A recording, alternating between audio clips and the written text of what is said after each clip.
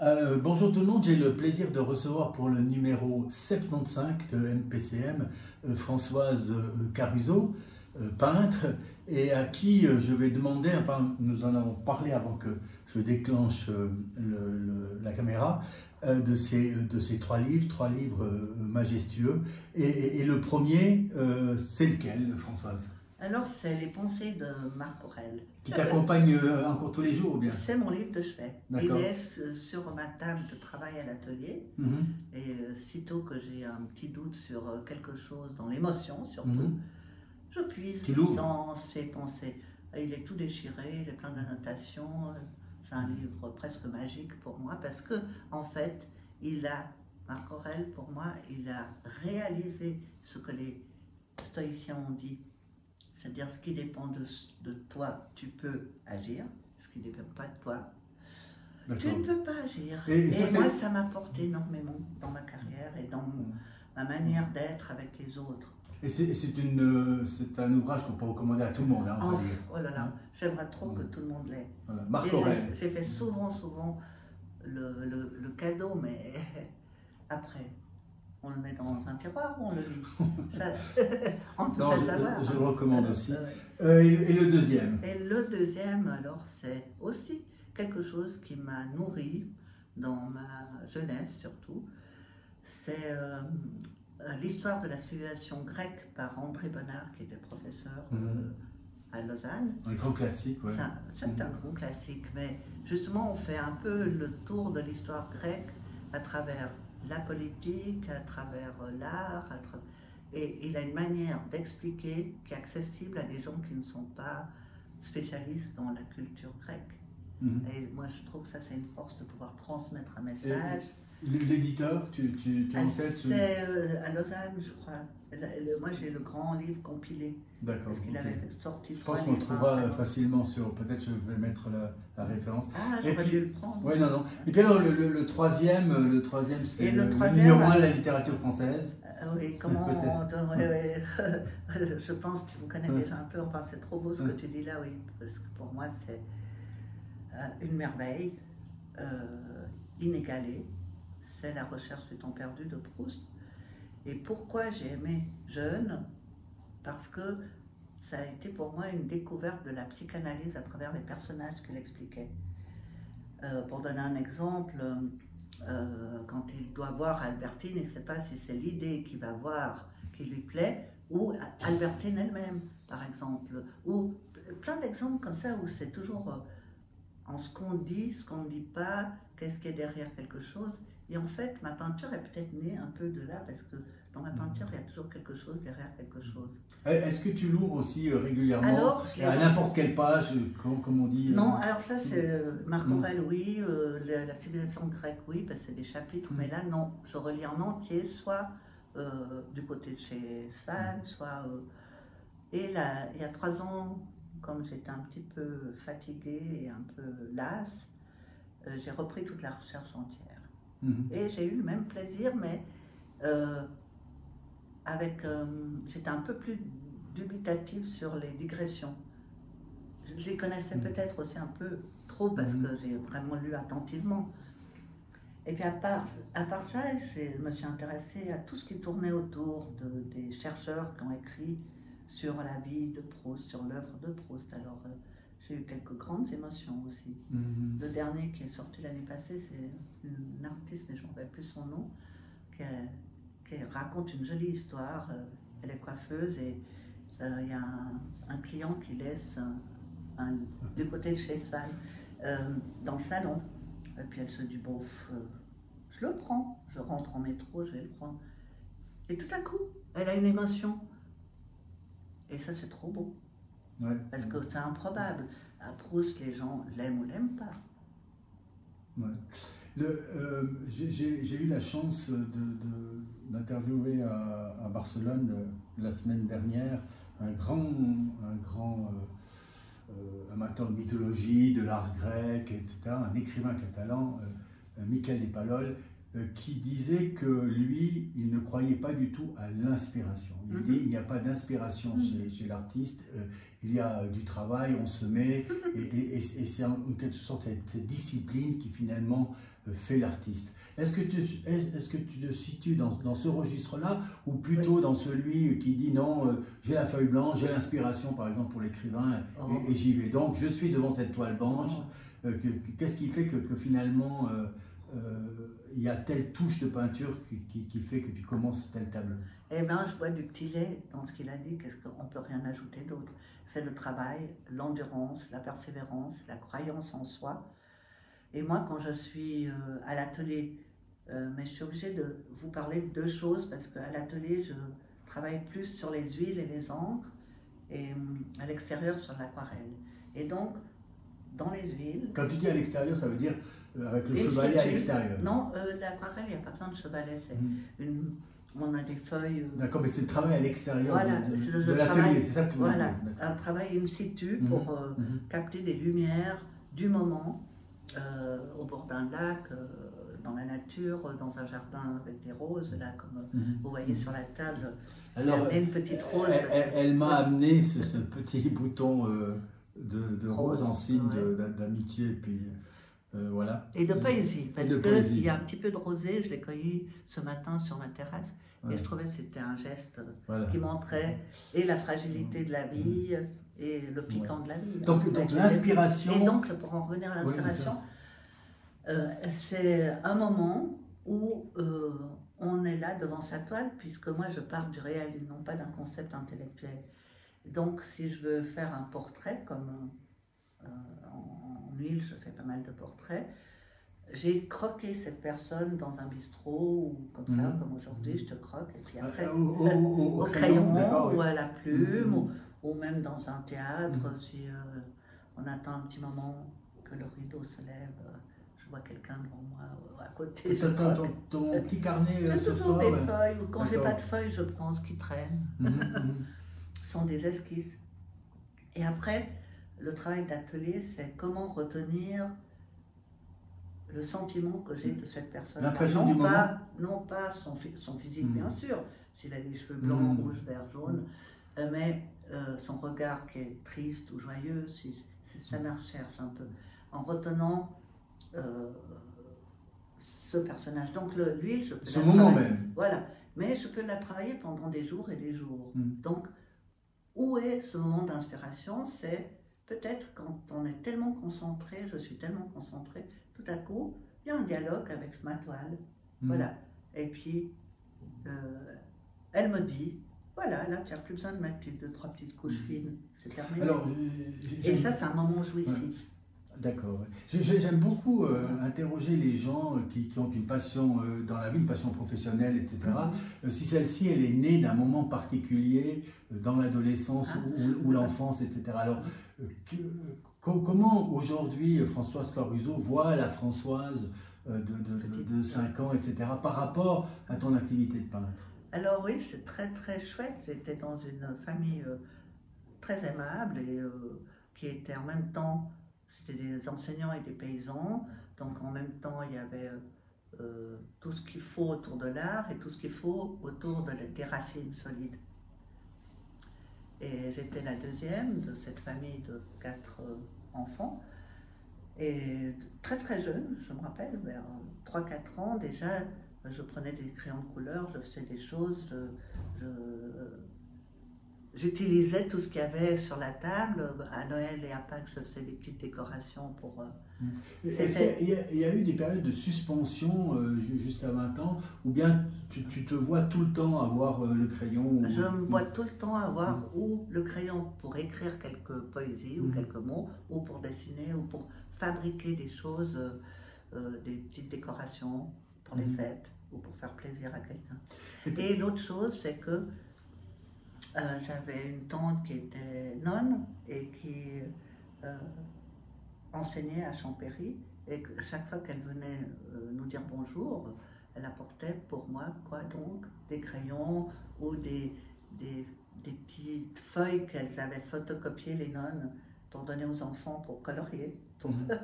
Et à quel moment, est-ce qu'il y a eu un moment charnière où tu t'es dit, finalement, de ce plaisir d'avoir le stylo, la plume, le crayon, etc., je vais peut-être en faire un long bout de ma vie, finalement, puisque faire ma profession, voilà, oui. Pratiquement, voilà. Alors le premier, c'était, j'avais 7-8 ans, j'étais à la maison, et encore une fois, à cette époque, les prêtres et les nonnes avaient quelque chose d'important autour de l'art. Ils nous apportaient des choses.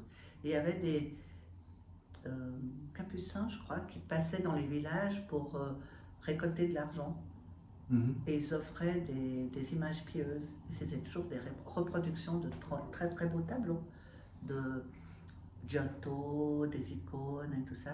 Et un jour, j'avais 7 ou 8 ans, c'est moi qui réponds à la porte et il n'y avait personne à la maison. Alors il me dit, ah ben ma petite, alors je reviendrai, mais je t'offre cette image. Et c'était une icône. Et puis je la regarde et je dis, ah, quand j'arriverai à dessiner comme ça, je pourrai en faire ma profession. J'ai eu un coup de cœur. Ah d'accord. Et c'était... Et puis alors, le cursus... Alors le cursus, c'est quoi? J'ai dit à mes parents, j'aimerais bien faire ou la littérature, ou la peinture, ou les beaux-arts, enfin les deux, pourquoi pas. Et puis ils m'ont dit, ouais, mais on ne peut pas tellement vivre de ça, donc, puisque dans la famille il y a beaucoup d'enseignants, et il faut faire l'école normale. Et je dis, bon, donc c'est ça, c'était le chemin à l'époque pour expliquer à ceux qui nous écoutent, pour devenir institutrice, on va dire ça comme ça. Voilà, exactement, pour devenir enseignant primaire, institutrice. Et puis, je voyais mes cousines qui avaient 20 ans, moi j'avais 14 ans, je disais, quelle horreur, cette école normalation, c'est affreux, c'est fermé.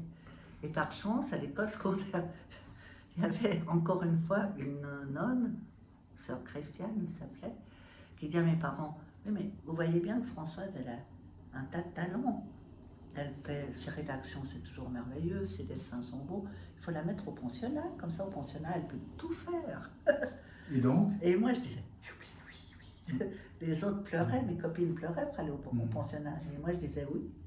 Et voilà, j'ai été à Fribourg. C'est un pensionnat à Fribourg. À Fribourg. Mais, donc à 15 ans? Oui, à 15 ans. D'accord.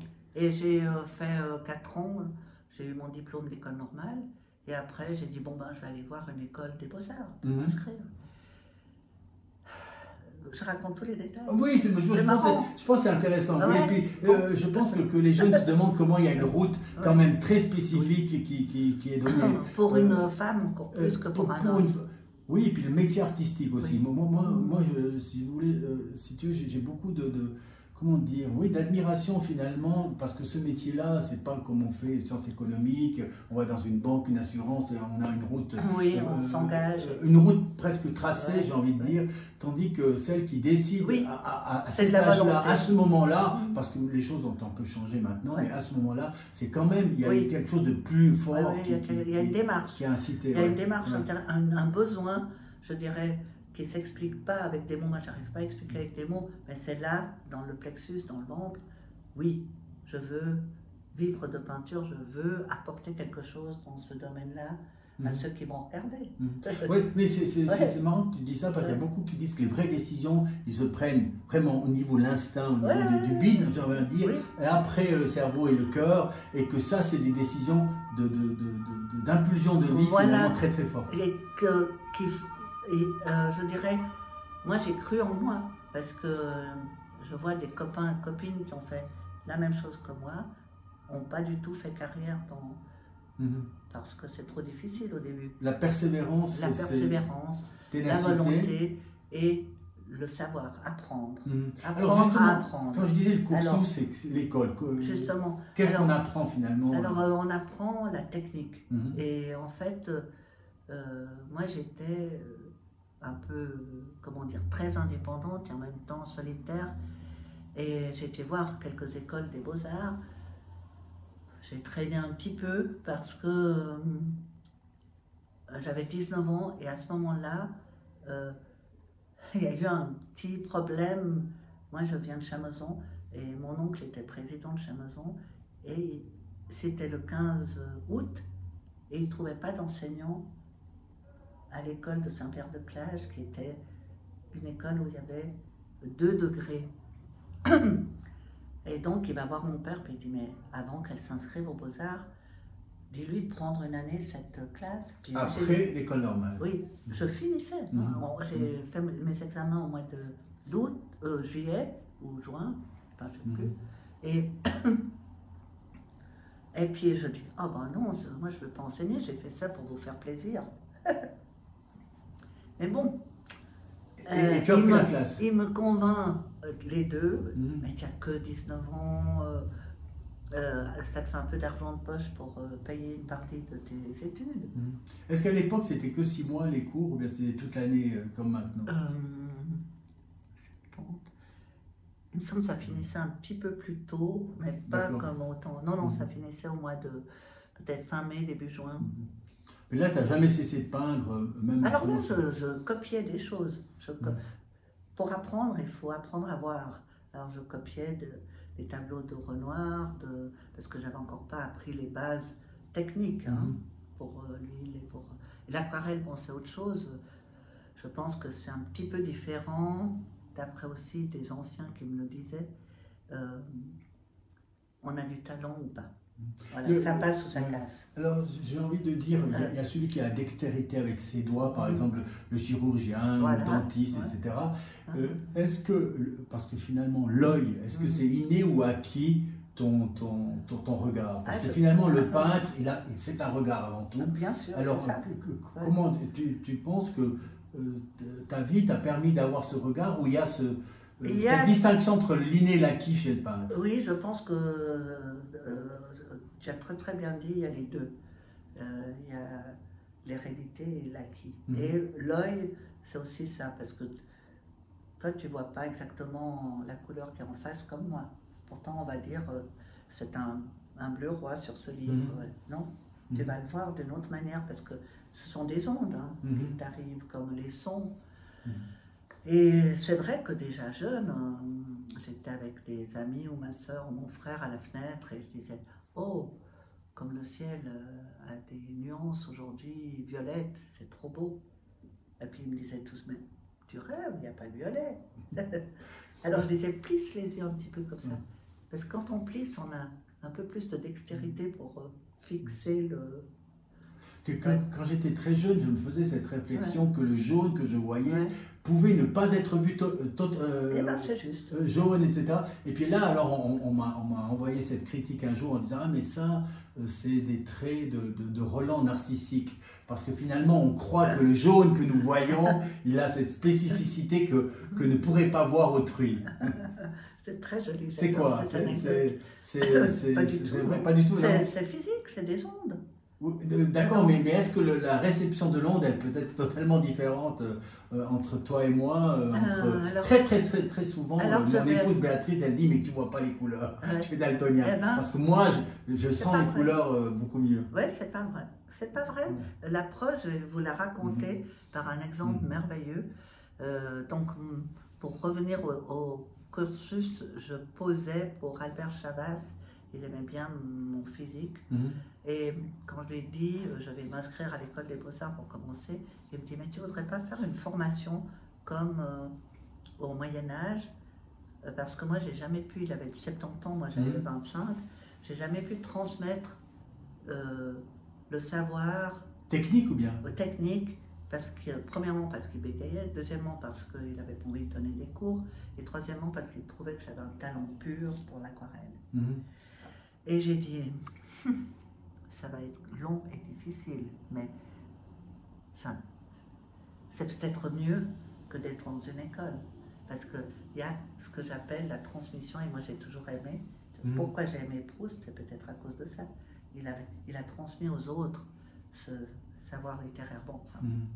Et donc, pour répondre à ta question sur la couleur, que je n'ai pas oublié, nous étions à Saint-Pré dans un atelier de gravure pour apprendre la gravure. Enfin, moi pour apprendre, lui c'était pour tirer une pointe sèche. Et il y avait là un peintre breton qui avait 80 ans. Il y avait le chef d'atelier qui s'appelait Pietro Sarto.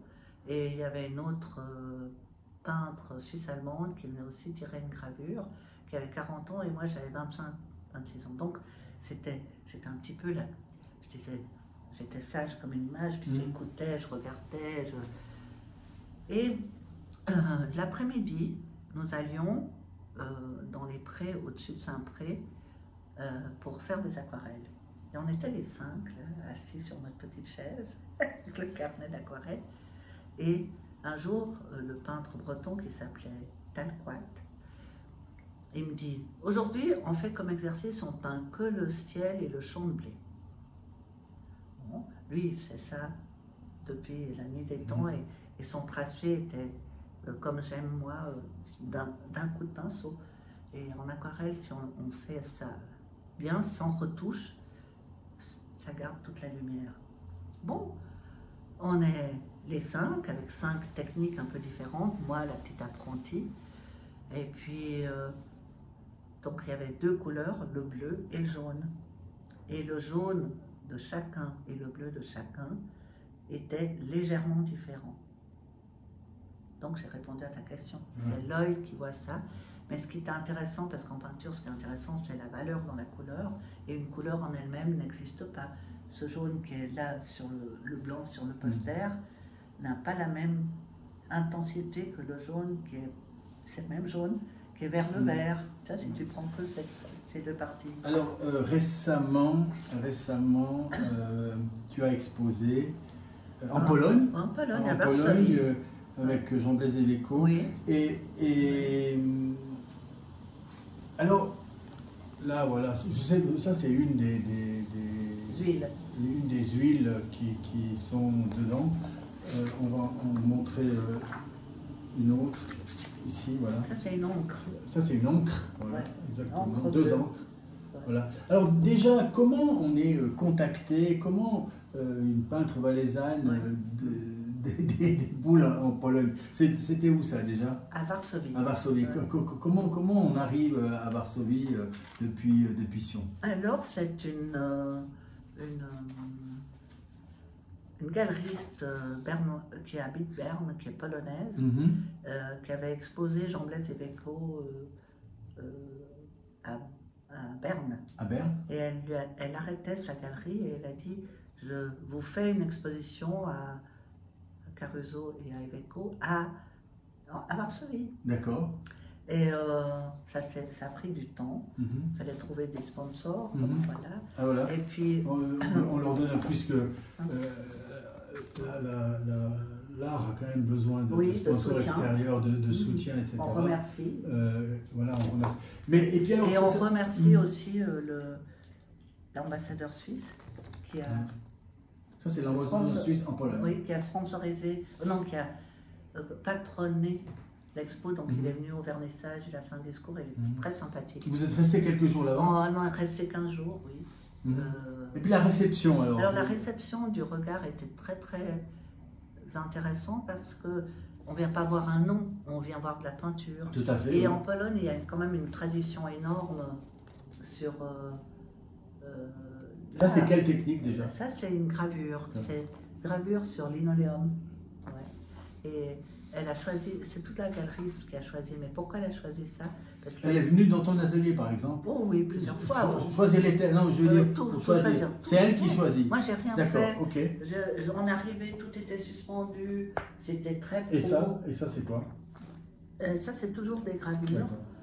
Et elle a choisi plus des gravures que des huiles parce que il y a une grande tradition en Pologne, où, tu sais, au temps des communistes, les peintres et tous ceux qui faisaient les beaux-arts devaient faire des grandes affiches pour faire des publicités. J'aime beaucoup celle-là, mais ça c'est de l'huile, je pense. Ça c'est de l'huile. Ça c'est de l'huile, Merci beaucoup.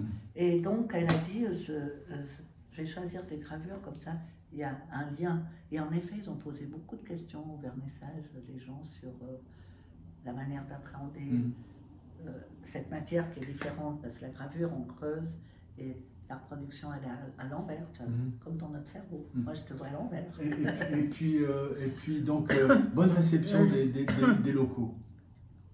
Ah oui, il faut prendre le verre d'eau est là pour ça. Merci beaucoup, parce que j'ai un petit peu de... Ouais.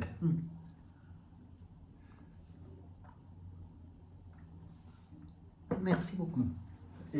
Donc la réception, on était sur la réception des était Polonais belle. qui découvrent une valaisanne. Ouais, très beau. Ouais. Un regard attentif. Il y avait une interprète. Il n'y a pas besoin, non, parce que il parlait ou allemand, un peu d'anglais, et les anciens, je dis les anciens les plus âgés, parlent français, parce que autant des rois, la deuxième langue c'était le français dans les cours. Et donc ils ont appris le français pendant très très longtemps, jusqu'à l'arrivée des communistes. Là, ils ont été obligés aussi d'apprendre l'allemand ou le russe. Le russe, ouais. M'ont-ils dit. Et c'est une ville très verte où je trouve que l'art se sent un peu partout. Bon, tu sais que c'est la ville où est né Chopin. Alors, il y a aussi beaucoup de choses autour de la musique, la peinture, des ventes aux enchères. Ouais. Aujourd'hui, avec ton regard d'artiste expérimenté, le monde ayant changé, etc., quelqu'un qui aurait ce talent et puis un peu ce désir de peindre, de dessiner, etc., quelle route, après le collège, tu lui conseillerais? Il va aux Beaux-Arts, mais aux Beaux-Arts, maintenant, paraît-il, on force un petit peu dans le sens de laisser faire, laisser agir au lieu de donner des bases techniques. Parce que moi je pense que les bases techniques, savoir travailler l'huile et l'aquarelle d'une certaine manière, connaître les compositions, nous rend plus libres. Et eux ils partent à l'envers. Et maintenant paraît-il, je ne suis pas une experte, mais c'est le contraire, on dit exprime-toi, fais quelque chose d'original, crée des installations, crée des événements. Voilà. Alors, celui qui aurait envie d'apprendre l'huile, par exemple, il peut toujours apprendre, je pense, mais certainement chez un peintre âgé ou dans certaines écoles. Je pense qu'à Florence, on a toujours les deux choses. Dans l'école des Beaux-Arts de Florence ou de Paris. On dit souvent, et puis l'exemple de Proust à ce sujet-là, il est magnifique, on dit souvent que l'artiste, l'écrivain, le peintre, etc., c'est un style avant tout. C'est quoi le style de Françoise Caruso? Il n'y a pas de style. Il n'y a pas de style. Non, c'est la manière d'être qui fait un peintre. Après, c'est les historiens d'art qui aiment avoir des étiquettes et mettre des... Mais quand on lit une page de Proust, on ne va pas se tromper et le confondre avec Céline, enfin celui qui a un peu de lettres, etc. Ou avec Marguerite Duras, etc. Est-ce qu'il y a quand même un coup d'œil à un moment donné, ceux qui voient beaucoup de peinture? Oui, mais si on voit un Picasso et qu'on ne connaît rien de Picasso et qu'on a 15 ans et qu'on voit la période bleue et après on voit les Demoiselles d'Avignon, il n'y a personne qui dit c'est un style, c'est Picasso, s'ils ne savent pas. C'est tellement différent. Vous voyez ce que je veux dire? Je m'exprime mal, mais oui, non, t'as compris ce que j'ai dit? Est-ce que là, oui, bien sûr, mais est-ce que là, on n'est pas dans l'exception? Est-ce qu'on n'est pas dans une sorte... Non, je pense que l'art est fait pour ceux qui pratiquent l'art. Est simplement fait pour que quelqu'un qui lit, qui voit, qui écoute, ait une élévation. Une émotion, bien sûr, mais en plus de l'émotion, une élévation vers quelque chose qui ne fait pas partie de lui. C'est comme moi, j'ai eu une émotion pour la civilisation grecque écrite par André Bonnard, alors que c'est pas... J'avais pas de raison d'avoir cette émotion et ce désir. Il m'a élevé vers quelque chose que je connais pas. Un chirurgien qui fait une opération du cœur, il fait quelque chose, un acte qui bien sûr, il ressuscite, mais qui nous élève. Donc, voilà, j'aime bien ce mot. Aller vers quelque chose qui est plus haut que nous. J'ai un ami, Raphaël Brunner, je ne sais pas si tu connais, qui est spécialiste, on va dire, de l'esthétique, qui a fait des études sur le sujet plus que quiconque, et qui me disait, finalement, mais tu sais, Stéphane, finalement, on peut écrire de tous les côtés sur l'esthétique et tout, mais qu'est-ce qui compte? C'est est-ce que toi, devant ce tableau, tu vas ressentir quelque chose ou bien pas? Parce que finalement, est-ce que tu aimes ou tu aimes pas? Et que finalement, c'est ça la réponse du spectateur dans un musée, ou etc. Est-ce que tu appartiens à cette voie-là? Oui, j'abonde. Ouais. À 100%, j'ai pas de restriction. Mais d'un autre côté, si je suis accompagné d'une historienne d'art au Louvre, Oui. je vais probablement capter plus de telles salles que si je la traverse seule, sans ces références à elle. Non? Elle va s'arrêter par exemple devant L'homme au gant de Titien, qui est un chef-d'œuvre pour moi en noir-blanc, enfin en noir, et elle va le disséquer et dire pourquoi la composition elle est plutôt à droite qu'à gauche, pourquoi derrière il y a un arrière-plan où il n'y en a pas. Et ça va être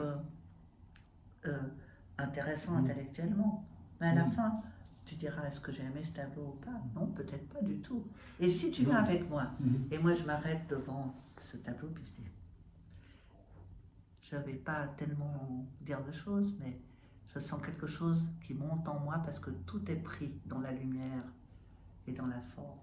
Tu le regardes, puis tu dis, hey, Françoise, j'aime bien ce tableau. Voilà. Et moi, je parle pas très bien. Finalement, à écouter, au contraire, je pense que c'est exprimé très bien. L'objectivité du beau, ça n'existe pas. Non, ça n'existe pas. Et ça, j'ai appris déjà jeune quand je posais pour Chavas, parce qu'il me regardait et il disait, tu ressembles à un Goya. Et puis il y avait des gens qui, au pensaient de comme ça. Oh, Françoise, elle a du charme, mais elle a. Il lui manque un petit quelque chose. Bon, à l'adolescence, on a tous quelque chose qui nous manque. Donc voilà, le beau. Et puis la couleur, est-ce qu'on dit qu'il y a des peintres plus coloristes que les autres, etc. Est-ce que toi tu te classes moi je suis plutôt dans les valoristes, c'est-à-dire que j'aime chercher la valeur dans une couleur, le degré d'intensité d'une couleur. Alors j'ai des périodes, comme tous les peintres, travailler les noirs, les bleus, je travaille beaucoup les bleus, et là je suis dans les oranges. Et voilà. Donc je cherche un petit peu le degré plutôt que le contraste. Et ton regard, par exemple, sur Soulages, le noir lumineux, c'est quoi, toi qui es un peu une spécialiste de ces nuances coloristes? Écoute, il a fait toute sa recherche là-dessus et s'est engagé dans ce qu'il croyait important pour lui, comment retenir les différentes lumières qu'on peut accéder dans le noir qui n'existe pas. Le noir n'existe pas, c'est un ensemble de beaucoup de couleurs. Donc, moi, je pense que chaque être humain qui a l'endurance, encore une fois, la persévérance pour aller jusqu'au bout de sa recherche, voilà, il mérite notre respect, mais c'est pas ce que je trouve le plus réjouissant dans le monde pictural. Maintenant, ton rapport au musée, comment tu vois tous ces gens qui déboulent dans les musées de façon presque automatique, comme ça, on va dans une ville, on doit voir tel musée, etc. Est-ce que tu as ce regard positif ou négatif en disant que c'est un peu dévoyer le travail du peintre, ou bien c'est vraiment quelque chose de très positif pour... J'ai de la peine à répondre d'une manière catégorique, parce que en fait, on est dans un monde festif, un monde de loisirs. Alors, on va aux Folies Bergères, comme on va au Louvre, on va écouter une comédie musicale comme on va à l'opéra. Ça dépend ce qu'on nous propose pour nous distraire, parce qu'on est dans un monde où on a envie de se distraire. Et le musée fait peut-être un peu partie de ça.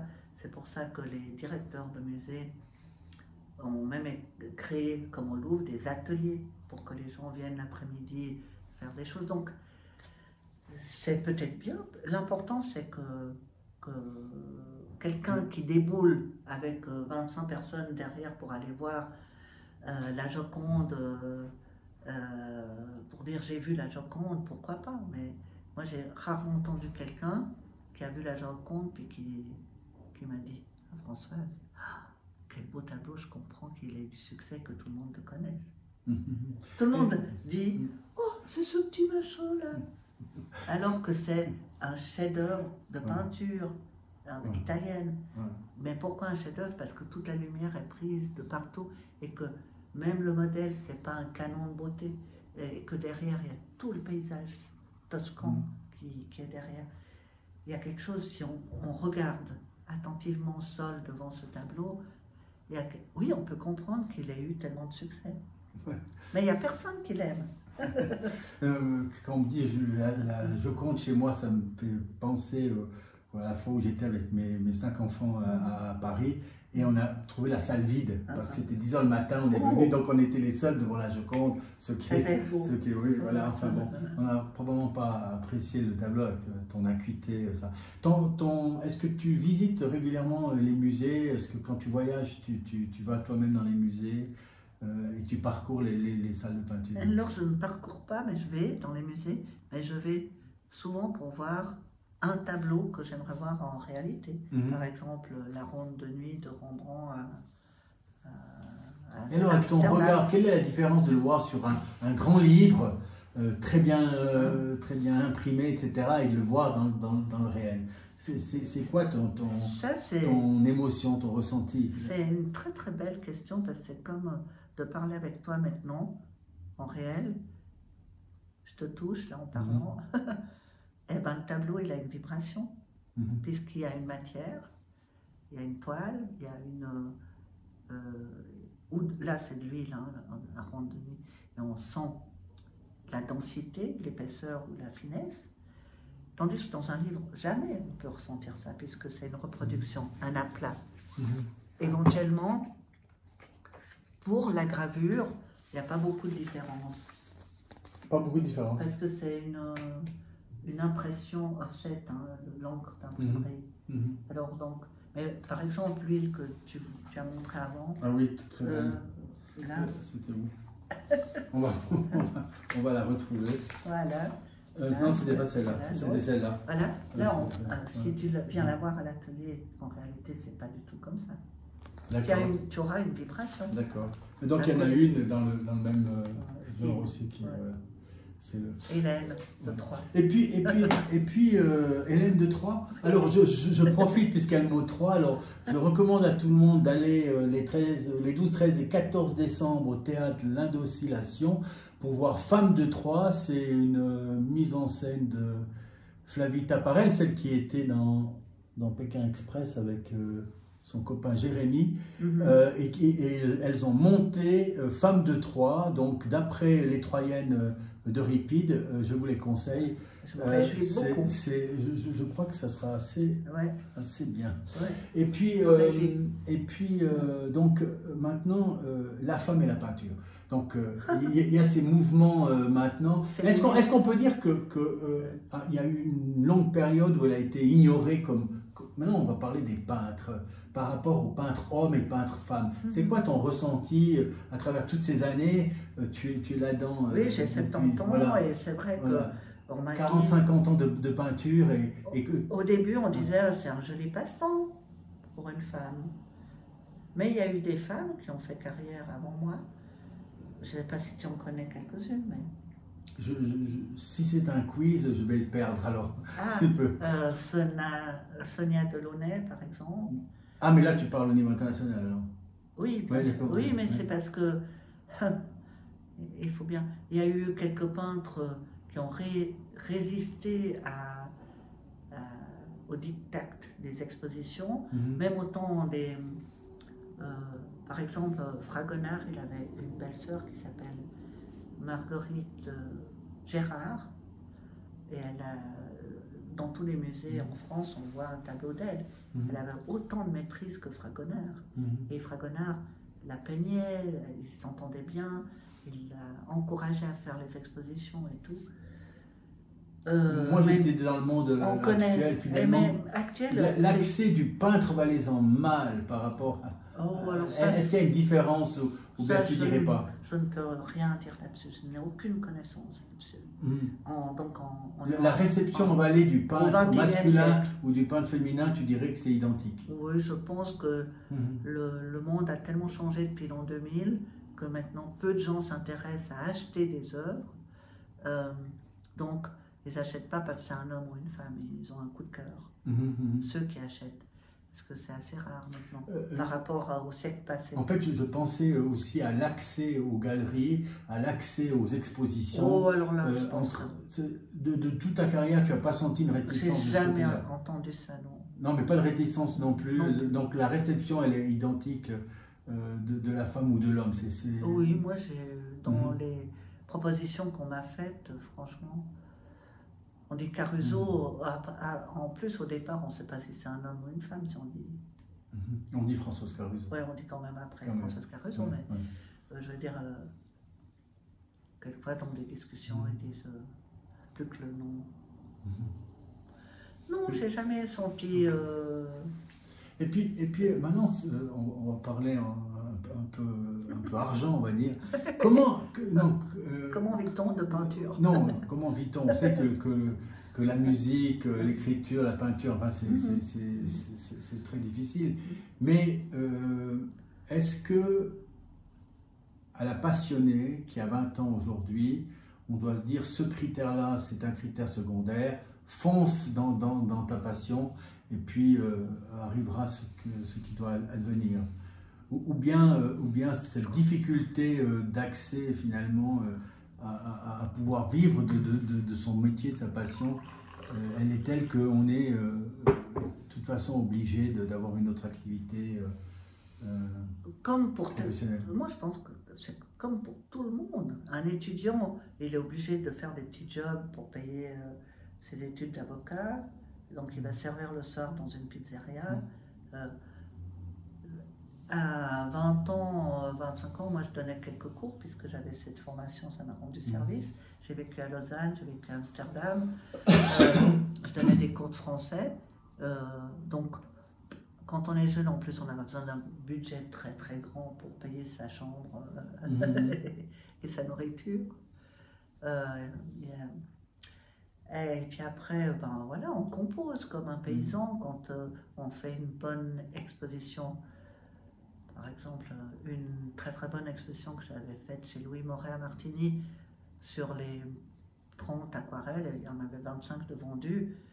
Donc j'engrange, je fais comme le paysan. Je dis, ah, tiens, ça c'est pour l'année prochaine, l'argent. La valeur, maintenant, ton regard sur quand même, le marché de l'art, c'est, je veux dire, au niveau mondial, c'est quand même quelque chose. Ouais, c'est quelque chose.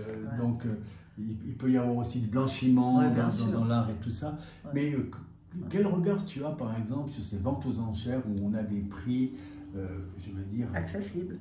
Non, je parle d'abord des prix non accessibles. Je parle d'abord des non accessibles. C'est quoi ton regard quand tu vois des tableaux, même des plus grands, hein, je veux dire, même des plus grands. Oui, comme tu dis, le célèbre tableau de Van Gogh. Les tournesols, ou bien, etc., partir à des millions de... Pour moi, c'est tellement ridicule, mais ma foi. C'est des investissements. C'est un autre domaine. C'est ou du blanchissement ou des investissements, alors. Ça pourrait être... Mais c'est quoi? C'est un regard de désabusé, c'est un regard de comique, c'est un regard de... Je crois que, excuse-moi, j'ai l'air peut-être idiote, mais j'ai aucun avis là-dessus. Hein. D'accord. Je trouve ça tellement... comment dire? Que l'être humain puisse faire des guerres et en même temps vendre un tableau à des millions, alors que d'autres, à un autre endroit, les enfants meurent de faim, les enfants ou les adultes. Si j'avais l'entreprise de ce japonais qui a acheté ce tableau, je donnerais ces millions à un village d'Afrique pour qu'il puisse planter du manioc et comment se fixe le prix, la valeur du prix d'un tableau de Françoise Caruso? Alors par exemple, celui-là que j'aime beaucoup, là, le deuxième, là par exemple. Là, par exemple, d'abord, le format, ça c'est un format ici, on est à 50 sur 50. 50 sur 50. On est 50 sur 50. Alors, c'est quoi le coût de ce tableau oui, je pense qu'il faut le dire. 3500. Voilà, c'est 3500 francs, 50 sur 50. Ça, c'est une huile. Il faut quand même dire que que c'est une vraie huile, etc. Alors, comment on arrive à fixer? Est-ce que c'est des critères... Ta persévérance dans les années, etc. Non, c'est des critères qui ont été fixés par les anciens peintres, Tritaine, Chabas, Duarte, par la Société des artistes suisses. Alors on retrouve un petit peu les mêmes critères pour les grandeurs, selon les grandeurs. S'il a 2,50 m ou 50 cm, c'est une fourchette dans les techniques d'huile. Voilà, c'est parti de là. Et moi, franchement, depuis l'an 2000, je n'ai pas augmenté mes prix parce que ça ne m'intéresse pas de faire de la spéculation. Mais je pense aussi que c'est important que les gens ils se rendent compte le temps que ça prend. Bon, des fois, ça peut aller très vite, mais ça peut aussi aller très très long de faire un tableau. Alors, par exemple, puisqu'on est là dans un exemple concret, d'abord, est-ce que tu sais ce qui a motivé la création de ce tableau-là? On va dire, on parlait de l'inspiration avant. Oui, ça c'est une copine d'un des enfants. Et je la trouvais charmante, je l'ai croquée, et après je l'ai travaillée à l'atelier en huile, en essayant de garder cette lumière fraîche qu'elle a, tout en travaillant les oranges. Là c'était un peu mon but. Puis après, au niveau du temps, si on parle du temps entre le tout premier moment où tu poses sur le chevalet, et puis le moment où tu te dis, la dernière couche, ouais, ça quand même, je suis assez contente de moi. Enfin, j'espère qu'à la fin, tu étais aussi contente. Oui, bien sûr. Il y a une sorte de fierté à la fin du tableau. Oui, toujours, je suis très contente d'avoir dialogué avec le tableau et d'avoir réussi ce dialogue, comme avec toi. Mais à part ça, oui, mais à part ça, alors, comment alors, le temps là. Alors, la durée du pinceau, j'ai envie de dire. Le temps n'existe pas. D'accord. C'est mon âge qui fait que j'ai le temps de faire longtemps. Il n'y a pas de temps. Puisqu'en plus, en peignant, le temps s'en va. C'est comme en créant un livre, en écrivant, on est là sur l'ordi et puis on ne sait pas combien d'heures on a passé, 2 heures, 3 heures, 4 heures. D'accord. Il y a un peu d'une schizophrénie chez moi, en tout cas, je ne sais pas chez tous les peintres, mais je rentre dans l'atelier, je ne suis pas du tout la même chose que si je bois un verre dans un bistrot. Est-ce qu'il y a une concentration particulière au moment où tu te mets devant la toile? Est-ce que tu sens ton état intime finalement qui est différent que celui où on discute, celui que tu es dans un café ou un restaurant, etc.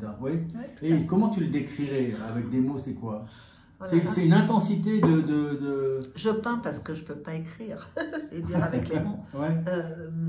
C'est, je sais pas, c'est un état second comme ça, un bien-être. Comme si l'acte de faire prenait le dessus sur le bouillonnement intellectuel. Il y a quelque chose qui m'a étonné chez Michel de Palol la semaine dernière. Il disait que pendant qu'il écrivait, eh bien, lui, il aimait bien de la musique, notamment par exemple Handel. Il disait c'est quelque chose qui m'habite corporellement au moment où je fais ça. Puis il y a certains types de musique que je peux entendre. Bach, c'est un spécialiste de Bach, jamais, il ne le fera jamais pendant qu'il écrit. Est-ce que toi, tu es accompagné de musique au moment où tu as peint par exemple cette toile? Ou bien c'est le silence de l'atelier qui pour toi est important? C'est le silence. Et même s'il y a du bruit dans l'atelier, pour des raisons X, parce que c'est un atelier qui est dans un lieu au centre Art de Vivre à Chancec où il y a beaucoup de mouvements et il y a même le stand tir en face qui va être détruit. J'entends rien. Je sais pas, je suis comme... J'ai utilisé le mot schizophrène. C'est comme une sorte de bulle, voilà. Il peut y avoir... J'entends rien. Une sorte de concentration de conscience ou bien. Voilà, c'est un état agréable, jouissif, un état second, où il n'y a rien qui se passe autour. Et puis on dit l'artiste il est inscrit dans un moment de l'histoire.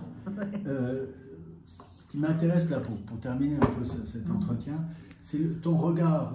Tu as ce regard particulier et tout. Moi j'aimerais que tu essayes avec des mots, puisque là on n'est pas avec la peinture, avec des mots, dire qu'est-ce que ça pourrait être le regard du peintre sur quoi?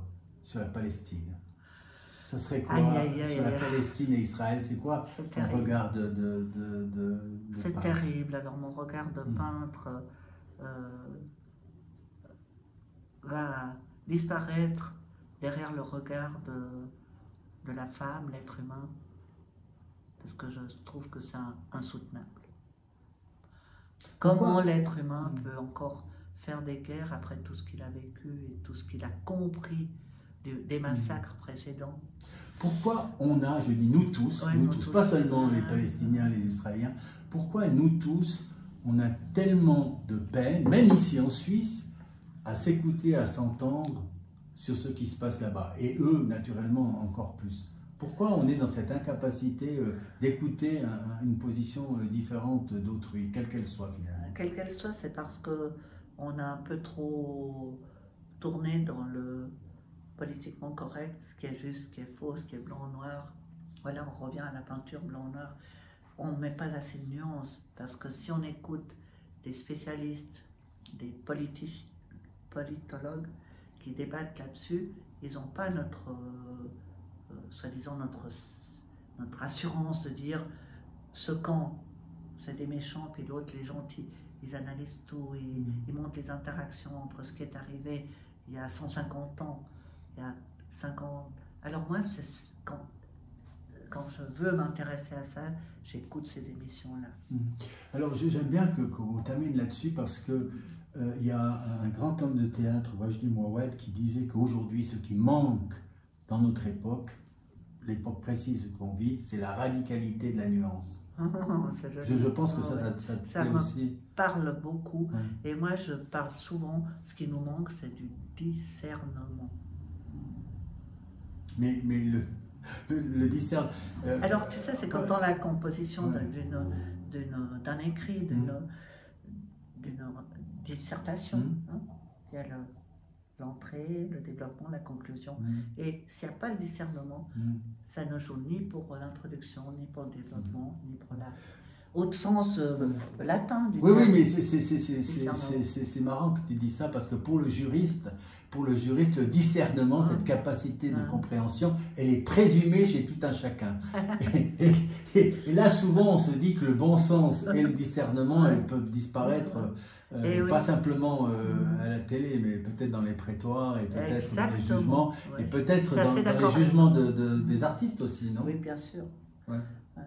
Mais bon, la radicalité de la nuance, on peut terminer là-dessus. Oui, on peut terminer. Et puis, penser qu'il faut développer le discernement chez les petits déjà à l'école. Alors, merci pour ce moment, Françoise Caruso. Merci beaucoup à toi. C'était vraiment très, très agréable.